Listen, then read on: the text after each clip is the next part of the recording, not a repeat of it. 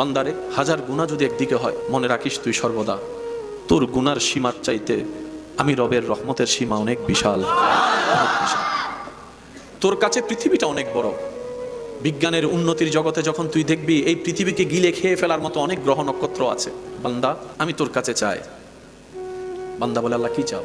সব তো তুমিই দিয়েছ, তোমার আবার কি লাগে?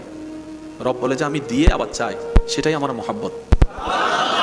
আমি রব তোকে খাবারটা দিয়েছি, তোর ক্ষুধা লাগলে যেন ক্ষুধাটা নিবারণ হয়, কিন্তু আমি চাই ওই খাবারটা শুরু করার আগেও তুই একবার আমাকে স্মরণ করবি, খাবার শেষ করে একবার আমি রবকে স্মরণ করবি। সুবহান।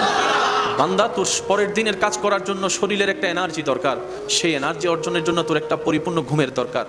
আমি রব তোকে ঘুম এনে দিব।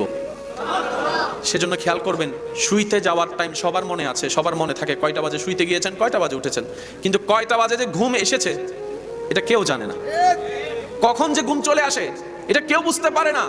রব বলে যে তোর ঘুম আমি দিব, তুই ঘুমানোর আগে একবার আমাকে স্মরণ করবি, ঘুম থেকে উঠে একবার আমাকে স্মরণ করবি। সুবহান। বান্দা বলে, আল্লাহ হিংসা তুমি পছন্দ করো না আমি জানি, কিন্তু আমি কেমনে কেমনে হিংসা করি, এমনও পর্যায়ে চলে যাই নিজের রক্তের মানুষকেও হিংসা করে ফেলি। রব বলে যে বান্দা, এগুলো তোর জিনিস নয়, এটা শয়তান তোকে ঢুকাই দিয়েছে ভিতরে আমি রবকে নারাজ করার জন্য। বান্দা মনে রাখিস, তুই হাজার চেষ্টা করলেও পাবি না আমি রব যদি না দিই। আর আমি রব যদি কাউকে দেওয়ার ইচ্ছা করি কোনো কিছু, পৃথিবীর সবাই মিলে চাইলেও সেটা তার থেকে ছিনাই নিতে পারবে না। সুবহানাল্লাহ।